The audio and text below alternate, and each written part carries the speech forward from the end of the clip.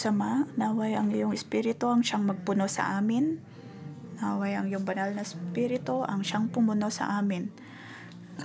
Sa kabila ng aming takot at pakiramdam ng pagiging mag-isa, naroon ang iyong banal na Espiritu. Ipaalam mo sa amin, Panginoon, na kami ay iyong mahal. Iyong dinggin ang aming panalangin sa pangalan ni Jesus. Amen. Magandang umaga po sa lahat. Ngayong umaga ay babasahin po natin ang ika-16 na kabanata ng mga awit at ang magbabahagi ng salita ay si Pastor HK.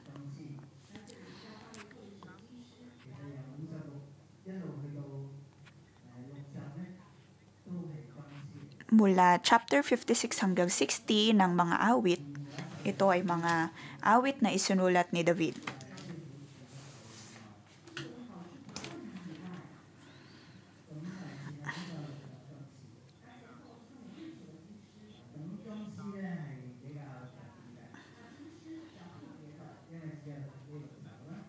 Tinatawag po itong miktam.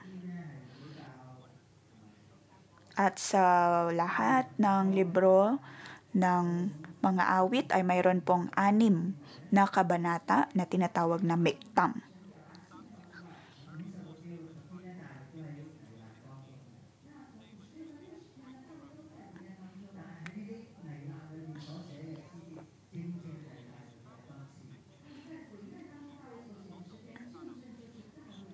Sa kabila ng maraming pinagdadaanan ni David ay nagsulat po siya ng 6 na miktam. Ito ay nagpapakita ng malapit niyang relasyon sa Panginoon. Nagpapatunay na kasama niya ang Diyos sa kabila ng kanyang mga problema.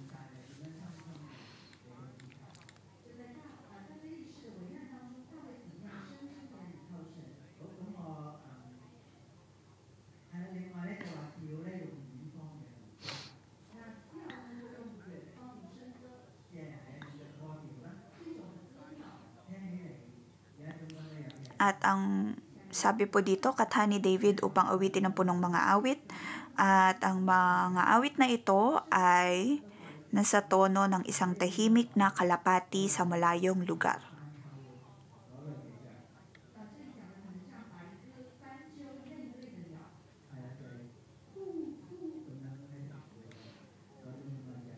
Gumago.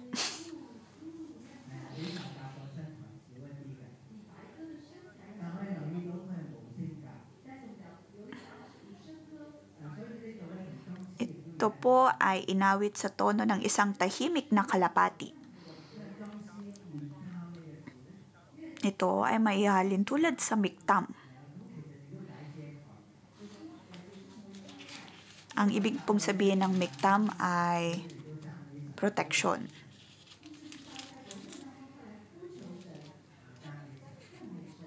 Sa tuwing si David ay nakakaharap ng problema, ay kanyang pinupuri ang Panginoon. Ngunit sa kanyang pagpupuri ay kailangan niyang maging tahimik, tulad ng isang tahimik na kalapati. Ito ay nagpapakita na ang pagpupuri ni David ay mula sa kanyang puso.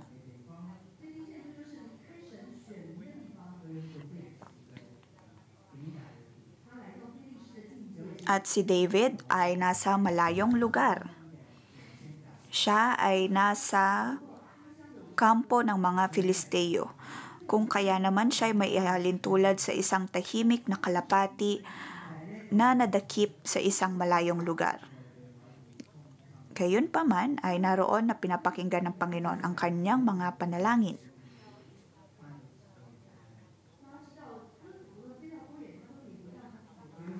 Siya ay katulad ng isang kalapati na matapos matulungan ng Panginoon ay nakabalik sa kanyang lupain o sa kanyang tahanan.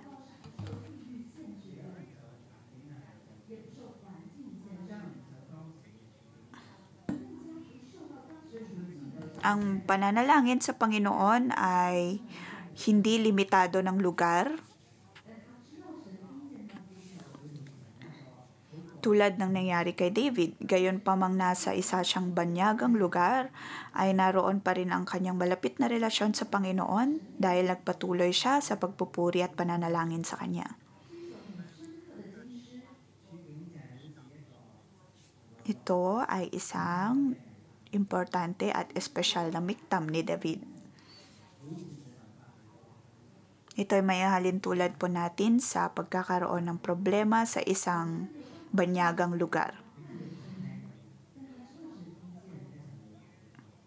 Hindi ka malayang makapagpuri sa Panginoon, ngunit nakikita ng Diyos ang iyong puso. Yun po ang punto ng kabanatang ito.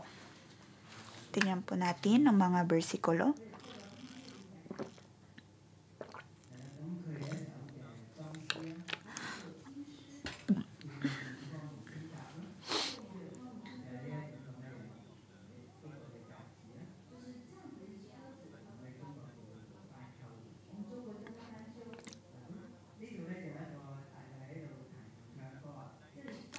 Ang litrato po ng ibon na nakikita nyo sa inyong screen ay ang halimbawa ng tahimik na kalapati na nabanggit po dito. Ikalawang litrato ay tila litrato ni David.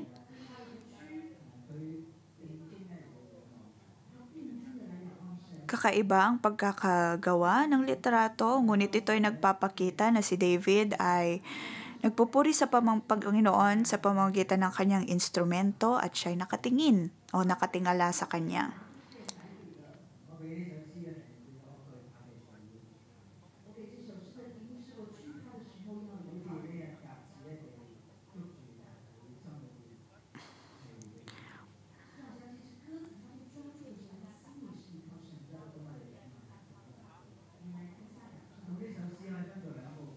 Sa aking takot, ako'y magpapatuloy na magtitiwala sa iyo. Yun po ang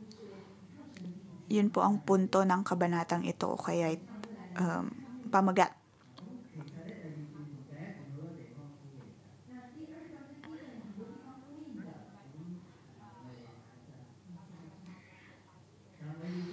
Pinapakita po ni Pastor HK ang mga section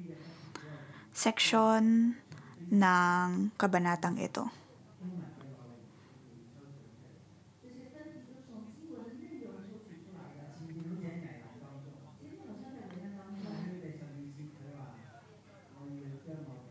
Hindi pa po natin mabasa.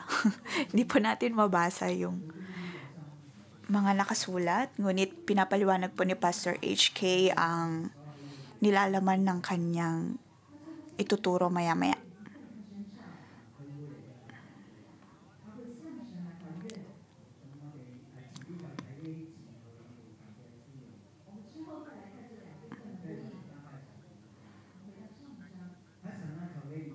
Unang seksyon mula verse 1 to 6 o kaya'y unang talata. Maawa ka, Panginoon, ako'y iyong kahabagan, lagi akong inuusig, nilulusob ng kaaway. Yun po ang sabi sa verse 1. Sa una pa lang ay naroon na ang daing ni David sa Panginoon. Kanyang sinabi sa Panginoon ang kanyang sitwasyon. Maraming mga Filisteo ang nagnanais na lumusob o kaya'y labanan siya.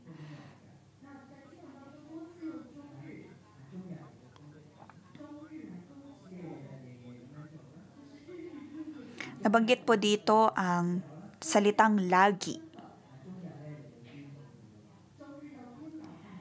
At sa verse 2 nabanggit doon ang walang tigil at buong araw. Okay, rami nila ngayong sa akin ay lumalaban.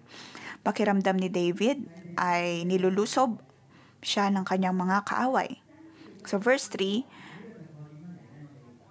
ay makikita natin ang pagbabago kay David.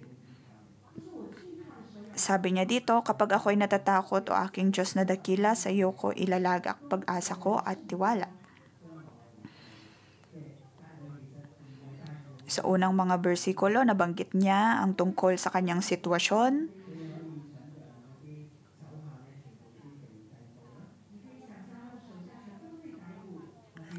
At iilan lamang ang mga taong kasama niya sa mga panahon na iyon. Kung kaya naman naroon ang kanyang pag-aalala pagdating sa sitwasyon na mayroon siya.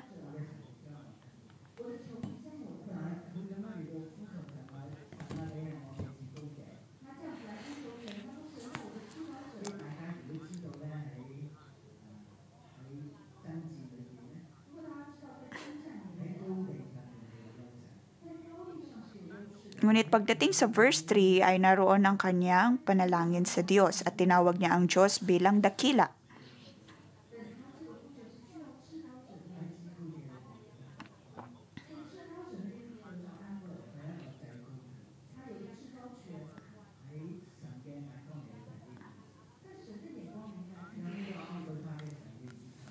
Tinawag niya ang Panginoon bilang Diyos na dakila dahil naroon ang pagkilala ni David sa kadakilaan ng Diyos at sa kanyang paglapit sa kanya ay alam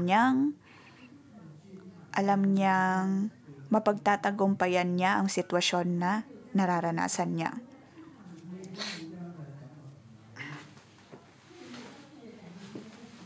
Hindi na malagi si David sa takot na mayroon siya. Sa kabila ng mga pag-uusig na kanyang nararanasan, nanatili pa rin siya sa pagtitiwala sa Panginoon.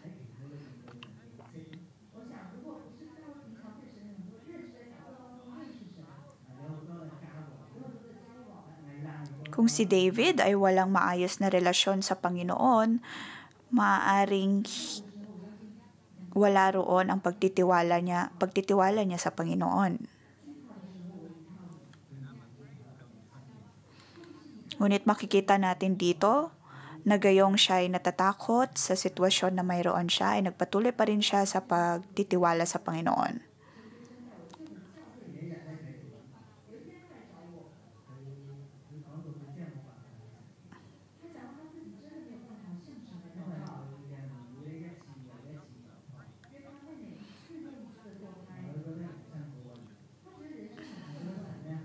Naalala ko lamang ang isa sa aking mga kaklase noong araw sa Bible School na pakiramdam niya ay napakalayo niya sa Panginoon dahil sa paulit-ulit niyang pagkakaroon ng paglalaglag ng bata. Nag-aral siya at kilala niya ang Panginoon, ngunit hindi tunay ang relasyon na mayroon siya sa Kanya. Hindi siya makapanalangin sa Panginoon at hindi siya makahingi ng tulong sa Kanya.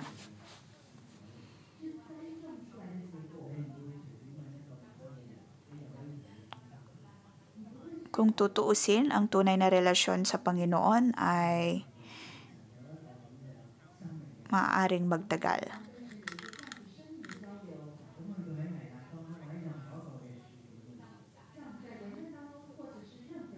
Importante ang magkaroon ng maayos at malalim na relasyon sa Panginoon.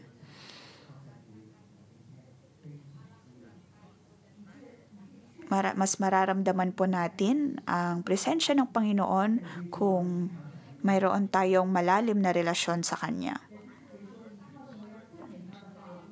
So verse 4, pangako niyang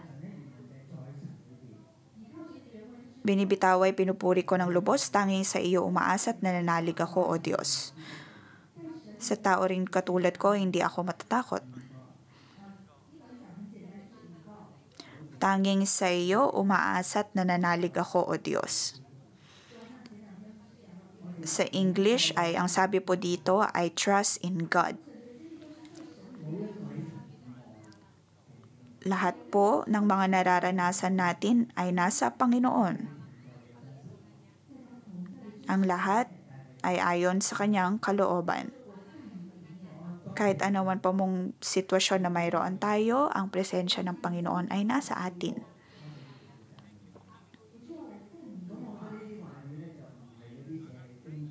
At parehong paniniwalang mayroon si David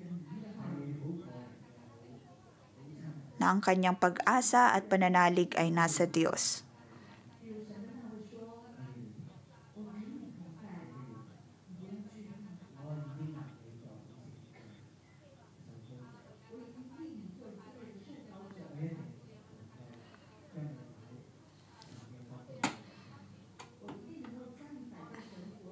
naroon ang mensahe ng Panginoon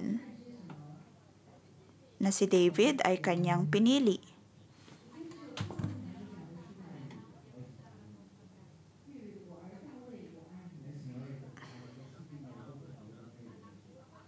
Ito'y mayahalin tulad po natin sa pagsasabi ng Panginoon na tayo ay kanyang mahal.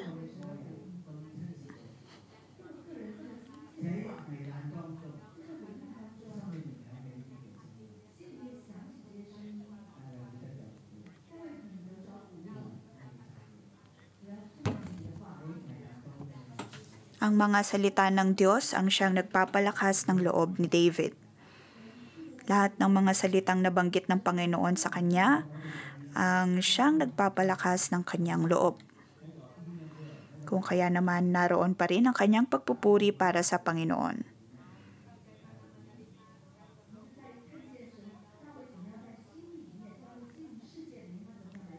Naway makita po natin kung paano pinapupurihan at pinagpapasalamatan pa rin ni David ang Panginoon at kung paano rin niya pinupuri ang kanyang mga salita at pangako gayong siya ay nakakaharap ng mga problema.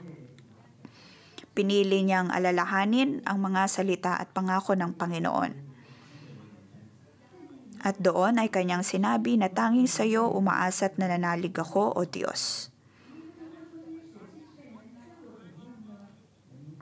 At sa sumunod na talata, sinabi niya, sa tao ring katulad ko, hindi ako matatakot.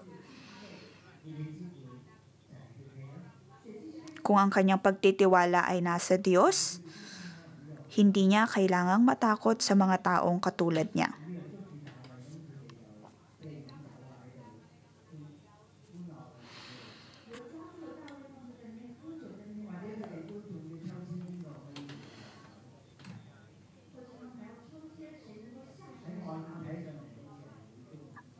Maaring sa kampo ng mga Filisteo matapos nilang madakip si David ay naroon ang kanilang pag-iisip na kuha nila ang hari ng Israel.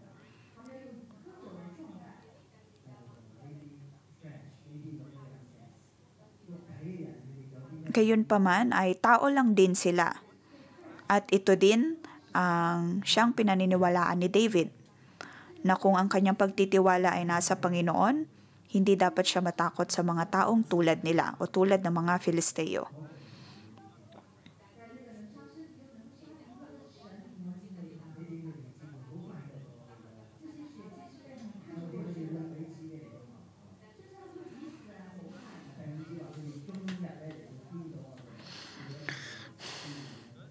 Sa verse 5, ang lahat ng kaaway ko ay lagi akong ginugulo, ang palaging iniisip ay kanilang saktan ako.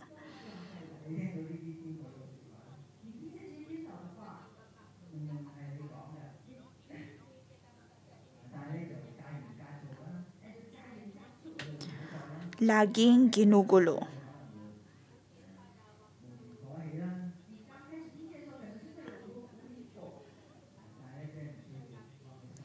Sa tuwing tayo po ay ginugulo ng iba, nagagalit po tayo. Ngunit naroon ang pagpapaalala na huwag po natin itong hayaang mamalagi sa ating puso.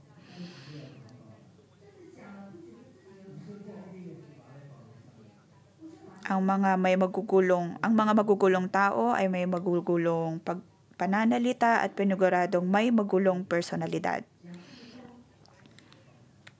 At dito nga ay nabanggit na ang mga kaaway ni David ay laging iniisip kung paano siya saktan.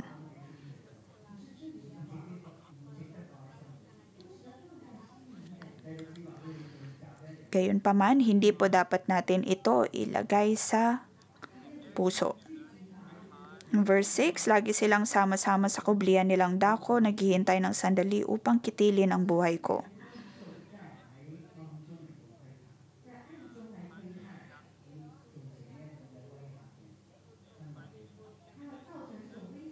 Lahat ng kaaway ni David ay nasa kanyang paligid. Ngunit, hindi niya kailangang pag-aksayahan ng panahon na ilagay ang mga ito sa kanyang puso.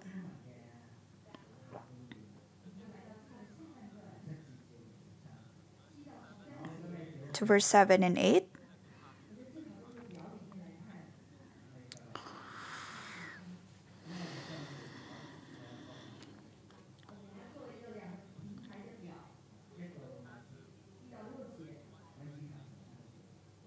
Makikita po ninyo sa mga screen ay may mga arrows po na nagpapakita na ng parallel sa unang bahagi o sa unang talata ng kabanatang ito at sa ikalawang kabanata.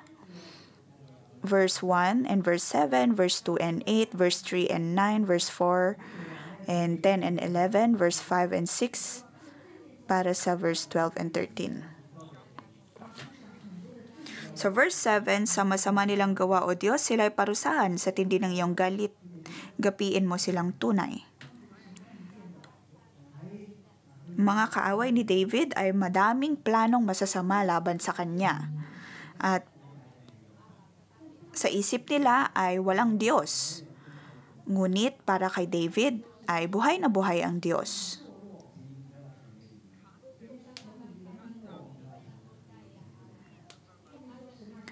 Kung kaya naman pinili ni David na isuko o idulog sa Diyos ang lahat ng mga ito, ang problema na kanyang kinakaharap at ang mga kalaban na mayroon siya.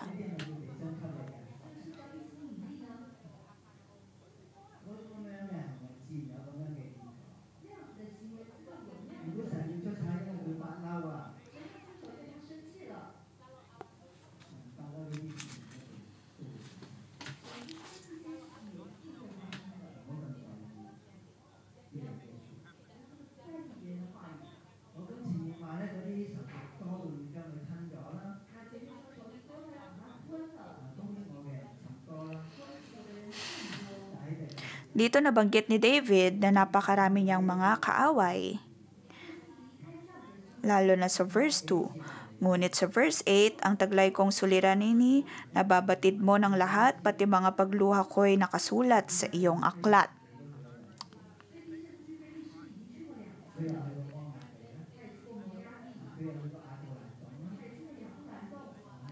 Si David ay ilang beses nang nakarating sa Filisteo at maging sa Moab at nagtago na rin minsan sa Adulam.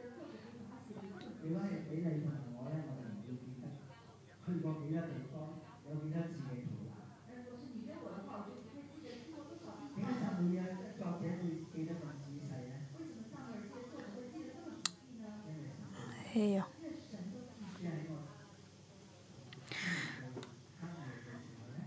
At sa lahat ng ito ay detalyado po ang mga istorya ni David.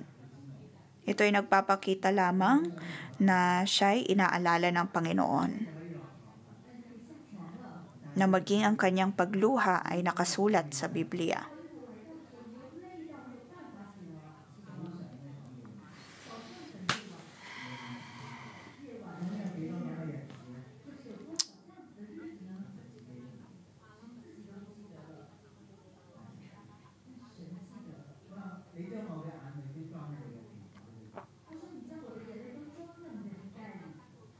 May mga pagkakataon na hindi po natin maalala ang ating mga ginagawa o sitwasyon na mayroon tayo, na maging ang ating pagluha ay hindi po natin maalala, ngunit ang lahat ng ito ay nakikita ng Diyos, tulad ng kung paano niya inalala ang sitwasyon ni David at ang kanyang bawat pagluha.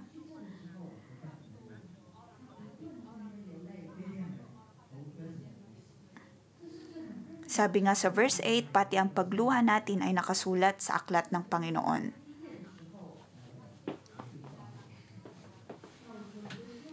Na maging sa pinakamadilim na punto ng iyong buhay ay nakikita ng Diyos ang iyong pagluha.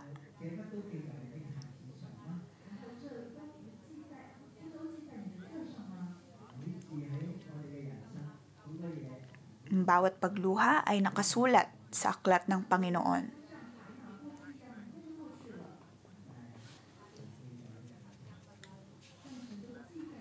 Naalala po ng Diyos ang lahat. Ang lahat ay nakasulat sa kanyang aklat. Ang lahat po nating ginagawa ay nakatala sa kanyang aklat.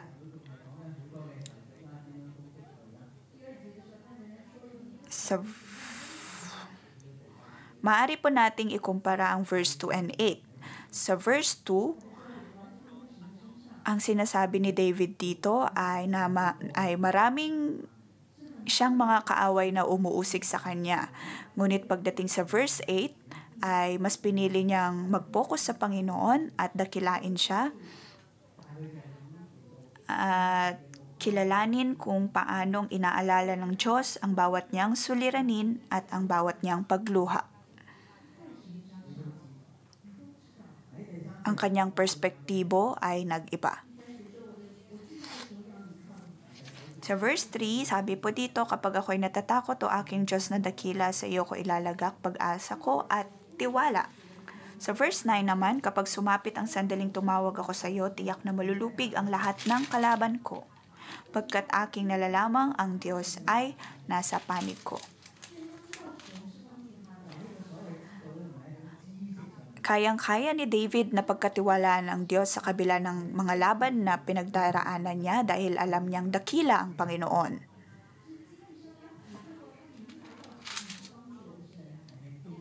Naranasan na niya ang kabutihan ng Diyos sa kanyang buhay noong nakaraan, kung kaya naman tiwala siya sa Diyos na patuloy pa rin siyang iingatan at gagabayan.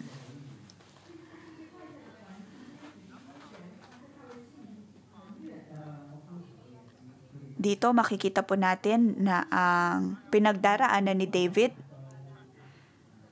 ay hindi na po niya masyadong iniisip, bagkus ay nakatuon na lamang siya sa Panginoon at sa kadakilaan ng Diyos. Punta po tayo sa verse 4.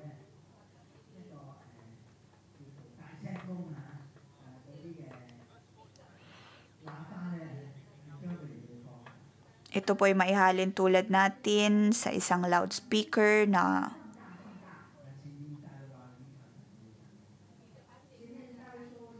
na pareho ang nabanggit sa verse 10 and 11. Halos magkapareho lamang po ang naisulat sa verse 4, 10, and 11.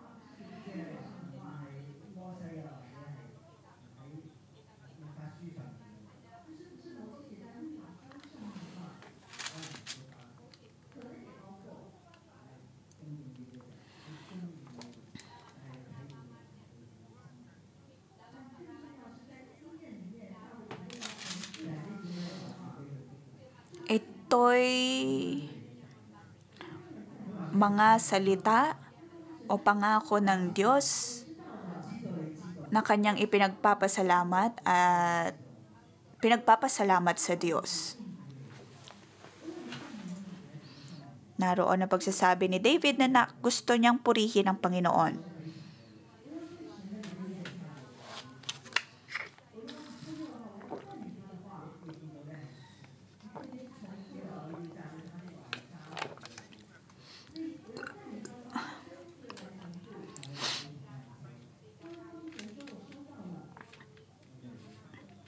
Dito po ay makikita natin na paulit-ulit na sinabi dito, ang pangako niyang binibitaway, pinupuri ko ng lubos, tanging sa iyo umaasa at nananalig ako.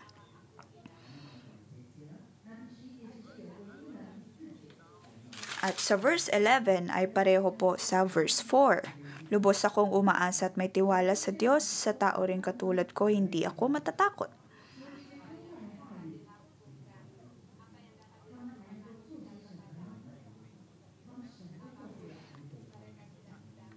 Naroon ang pagtitiwala ni David na walang magagawang masama ang kanyang mga kaaway sa kanya. Nasa kabila ng kanyang takot ay magpapatuloy pa rin siya sa pagtitiwala sa Panginoon. Sa verse 5, ang lahat ng kaaway ko ay lagi akong ginugulo.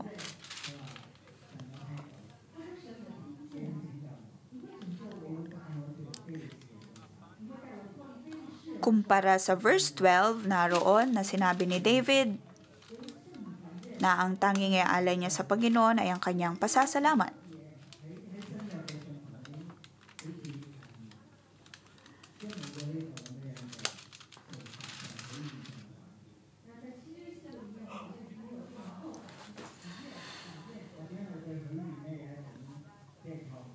Pagdating sa bagong tipan, ay naroon po lagi ang pagkakaroon nila ng pangako sa Panginoon. At ito ay paraan po nila upang magkaroon ng interaksyon sa Panginoon. Tulad ni David, naranasan na ni David ang kanyang pagkaligtasan mula sa Panginoon, kung kaya naman nais niyang magkaroon ng pangako sa kanya. Ito'y nagpapakita lamang na hindi po binabaliwala ni David ang bawat pagliligtas na kanyang naranasan. Hindi niya binabaliwala ang pangako at ang kabutihan ng Panginoon. Naroon ang kanyang pasasalamat sa kanya. Na sa kabila ng mga pag-uusig na nararanasan niya, ay pinagpapasalamat niya pa rin ang Panginoon sa kaligtasan na patuloy niyang nararanasan. Ang bawat niyang pagpupuri ay ang pangako na mayroon siya sa Panginoon. Ganito po niya nilalabanan ang kanyang mga kaaway.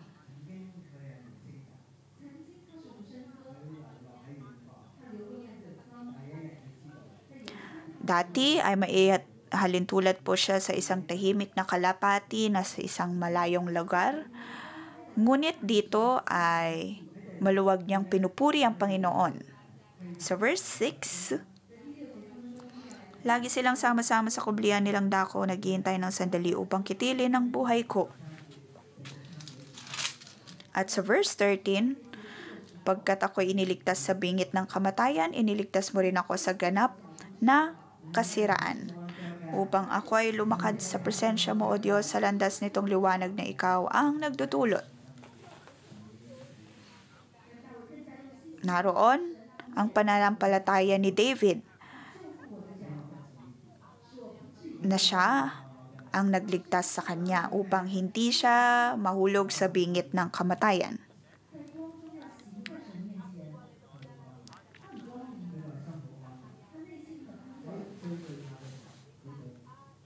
Naroon ang liwanag sa puso ni David, naroon ang kapayapaan sa puso ni David. Sa kabila ng takot na mayroon siya, ay nagpatuloy pa rin siya sa pagpupuri sa Diyos. Ito po ang miktam ni David. Napaka-espesyal na awit ni David.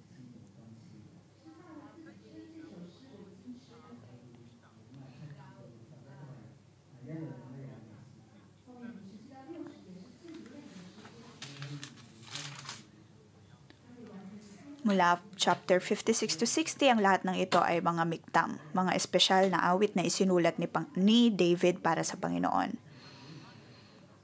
Ito ay nagpapakita ng pagtitiwala na mayroon si David sa Panginoon. At dahil sa pagtitiwalang ito ay nawala ang kanyang takot. Ang presensya ng Panginoon ay nasa piling niya.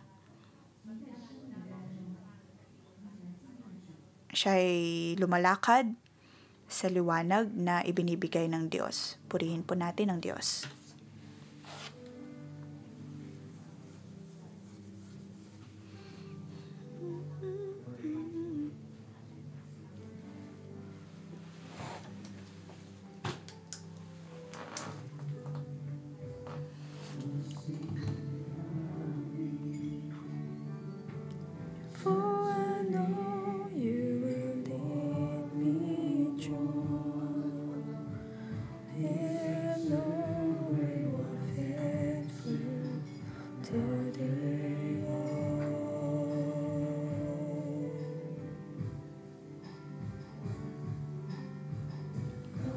The storms are drawing near. When I'm with you, I don't have to fear. When I know you are faithful to the end. Through the day, through the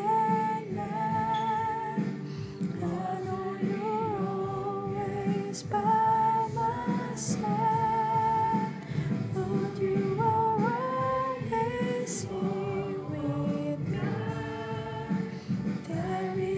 changing all the year.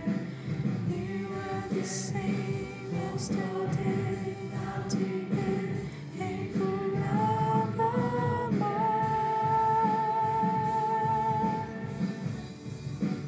In your promises I stand. Hold my future in your hand.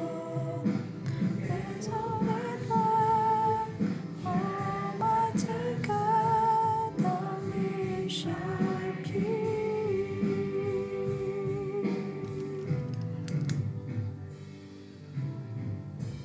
When the storms are drawn,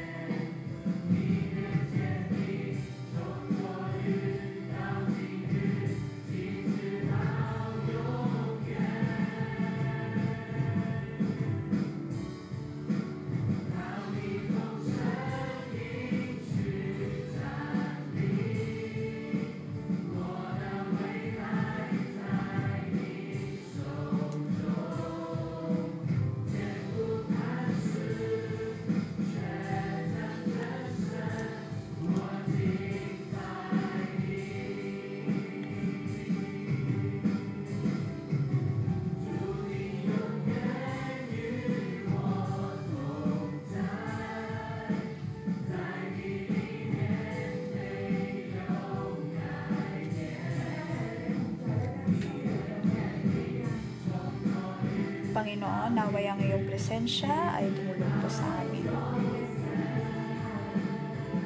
Panginoon, alam mo na ang puso namin ay nagtitiwala sa iyo.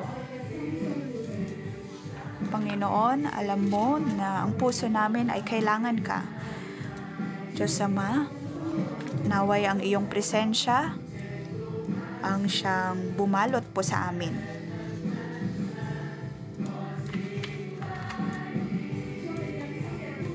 Panginoon, kami ay umiiyak sa iyo. Panginoon, naway samahan mo kami.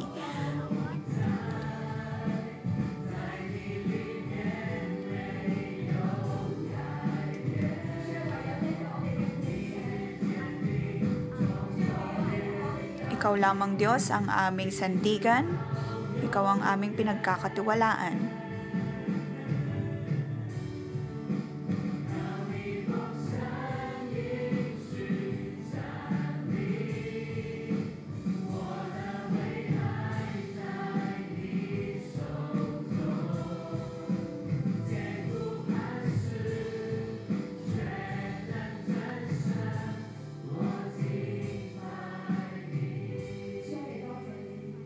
Panginoon, pinupuri ka namin.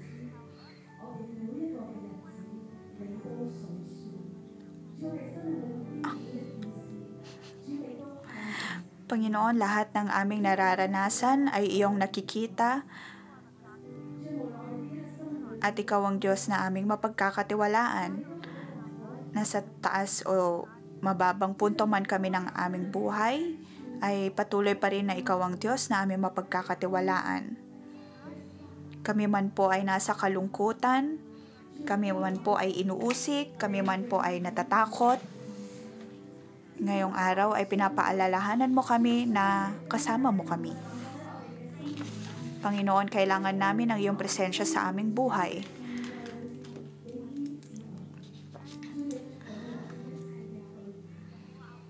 Panginoon, naway tanggalin mo ang bawat naming takot. Mga kapatid, alam ko po na sa bawat na mayroon sa atin ang nakakaharap ng mga problema at pag-uusig, maaring sa atin pong mga pinagtatrabahuan, sa ating pamilya, sa ating mga asawa, at marami pong baluktot na pananalita ang ating naririnig. At may mga kapatid din po tayo na maaaring pumunta ngayong umaga dahil ikaw ay nakakaramdam ng takot.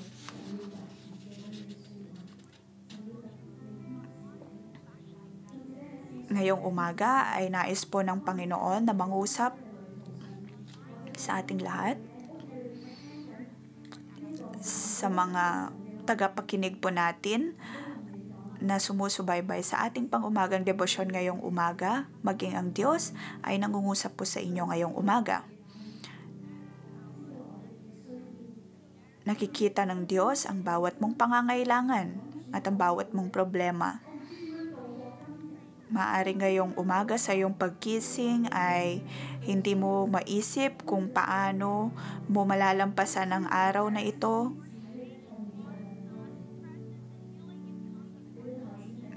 Tayo po ay manalangin.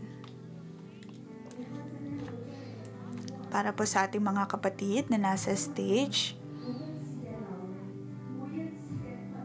idulog po natin ang bawat nating daing. Nakikita ng Diyos ang lahat. Nakikita ng Diyos ang bawat nating paghihirap. Nakikita ng Diyos ang bawat hinanakit na mayroon tayo.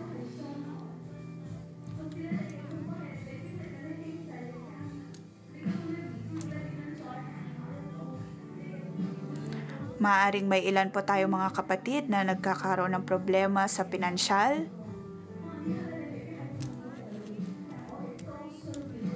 Ngunit atin po itong idulog sa Panginoon. Araw-araw ay kailangan po natin ng Panginoon.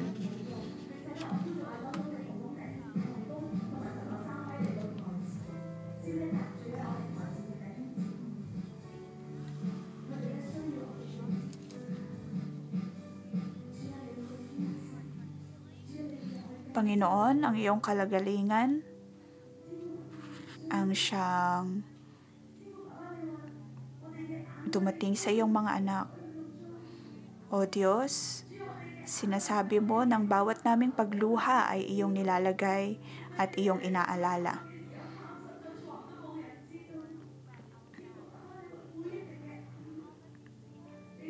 Diyos Ama, iyong sinabi na ang bawat pagluha namin ay iyong nakikita. Panginoon, nakikita mo ang mga kapatid namin na nakakaharap ng problema at ng kalungkutan.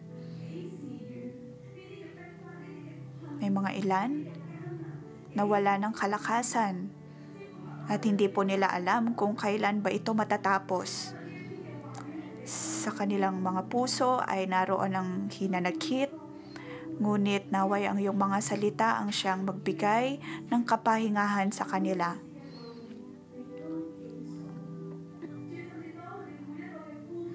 Bawat naming ginagawa ay naaalala ng Diyos. Ang bawat pag-iyak natin ay naririnig ng Diyos. Panginoon, naway paggalingin mo ang bawat isa.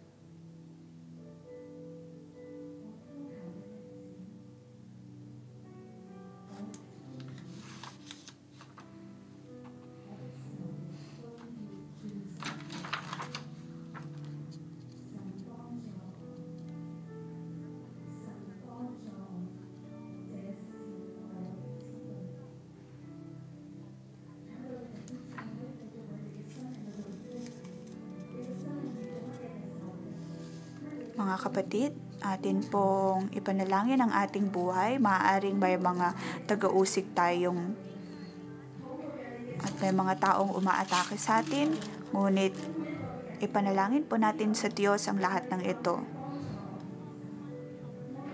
Araw-araw nating alalahanin na ang Diyos ang siyang tumutulong sa atin.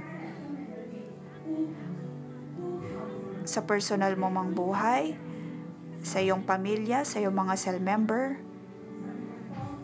sa ating pag-iyak sa Diyos, tayo ay Kanyang tutulungan.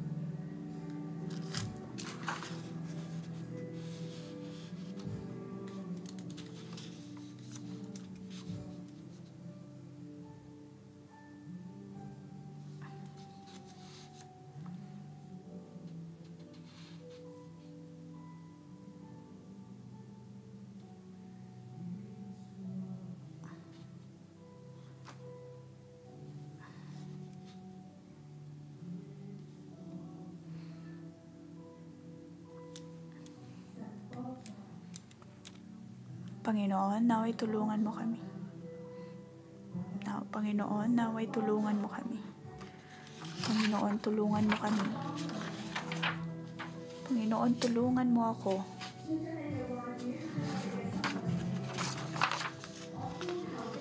Panginoon, naway ang bawat mong salita ay mapunta sa aming puso. Panginoon, tulungan mo ako. Panginoon, tulungan mo ako. Naway ang puso namin ay laging maalala na umasa sa iyo at dahil naroon ang pagtulong mo.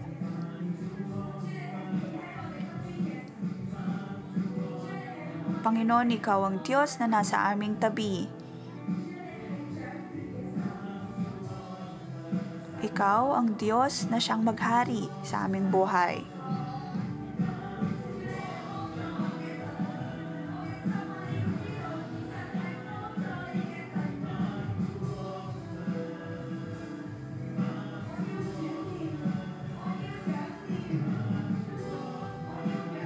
Panginoon, kami ay humaharap sa iyo. Ako ay tumitingin sa iyo. Ikaw ang Diyos na para sa akin.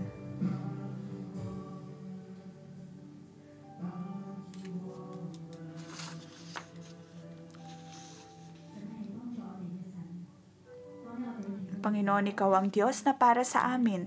Sa aking pananalangin ay narinig ko ang Diyos. Narinig ko ang boses ng Panginoon na nangungusap para sa bawat isa. Na ang Diyos ay ang dakilang Diyos. Siya ang nag-aari sa lahat. Siya ang lumikha ng langit at lupa. Mula sa kawalan, sa tuwing tayo ay nakakaharap ng mga problema at pag-aatake, naroon ang Panginoon.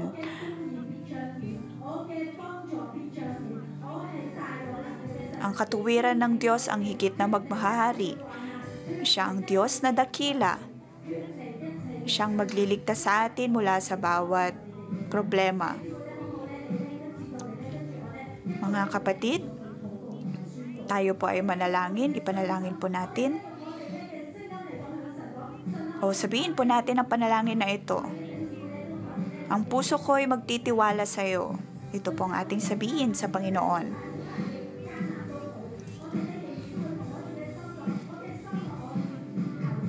Sabihin po natin ng buong puso na pagkakatiwalain natin ng Diyos. Sa ngalan ng Panginoong Hesus ay aking ipinoproklama na ako ay magtitiwala sa iyo, Panginoon.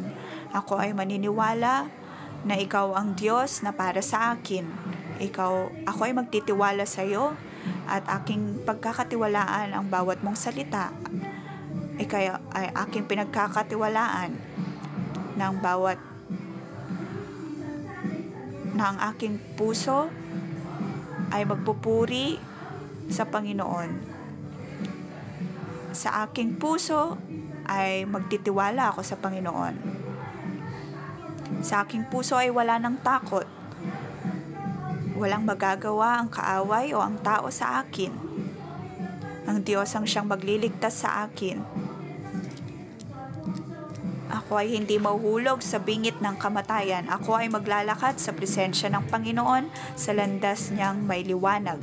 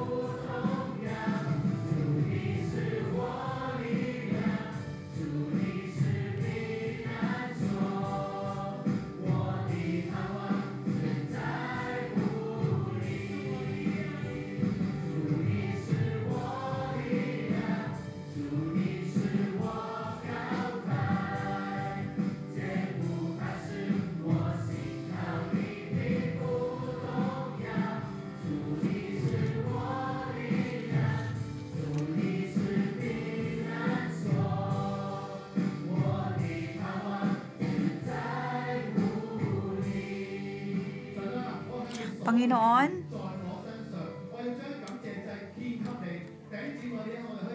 ako ay nagpupuri sa iyo. Ako ay nangangako sa iyo. Purihin po natin ang Diyos. Maghanap po tayo ng kapareha at atin pong idulog sa Diyos ang atin pong pasasalamat. Ibigay po natin ito sa Kanya bilang handog. Panginoon, pinupuri kita. Maraming salamat sa iyong pagliligtas sa aking buhay. Nang ako'y nakaharap ng sakit, Panginoon, ikaw ang siyang nagpagaling sa akin.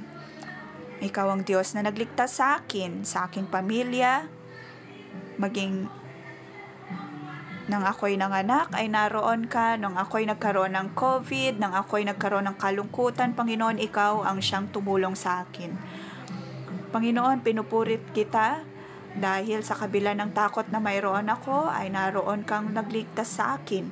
Ikaw ang aking kalakasan. Panginoon, pinupuri kita. Ikaw ang Diyos na tumulong sa akin nang ako'y humarap sa aking mga kalaban. Mading sa bingit ng kamatayan ng relasyon, ikaw ang Diyos na tumulong sa akin. Panginoon, pinupuri kita sa akin. Mga problema, sa kabila ng mga pag-uusig ay ikaw ang Diyos na aking naging tanggulan.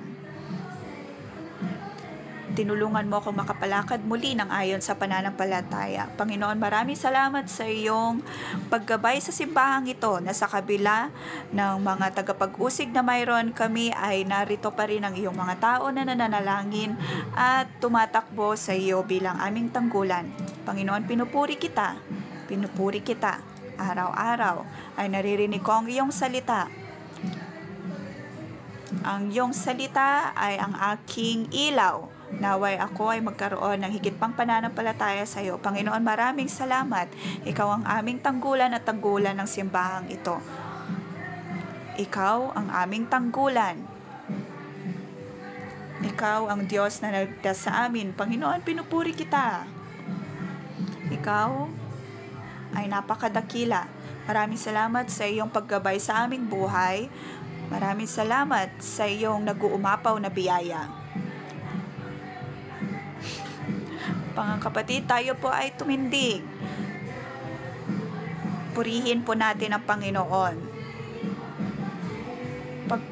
Pasalamat po natin ang kanyang kabutihan. Panginoon, sa aming pagdulog sa iyo, ikaw ang Diyos na dakila.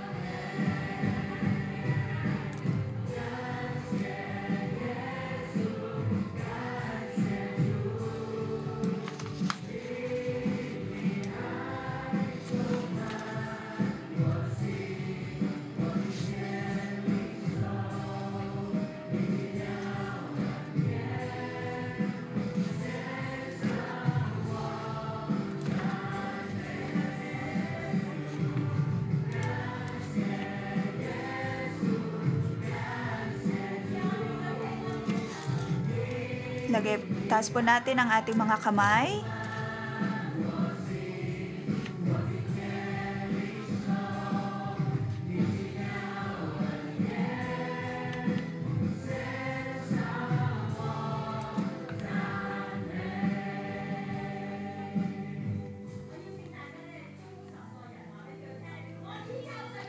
Iniimbitahan ko ang bawat isa na sabihin sa kanilang mga tabi, ako ay magtitiwala sa Diyos, hindi ako matatakot. Atin po itong ideklara. Naway pagpalain ka ng Diyos.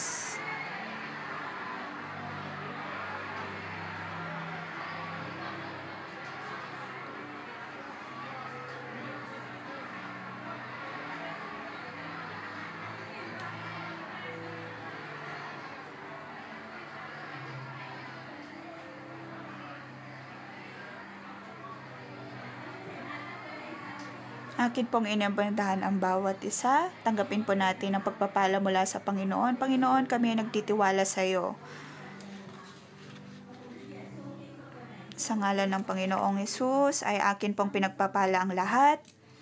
Naway inyong matanggap ang makalangit na pag-ibig ng Panginoon. Naway ang pag-ibig ng Diyos ang siyang bumuo sa atin at magtanggal ng bawat nating takot kahit anong po mga problema na ating nakakaharap. Hindi po tayo kinakalimutan ng Diyos. Ang bawat luha na mayroon tayo ay nakikita ng Diyos at kanyang itinatala. Ang bawat nating araw ay nakikita ng Diyos. Maging ang mga may hirap na araw natin ay matatapos din. At ang pag-ibig ng Diyos ang siyang magpapalakas sa atin. Naway mapagpala ang lahat sa pangalan ni Jesus. Amen. Dito po nagtatapos ang pangumagang debosyon. Magandang umaga.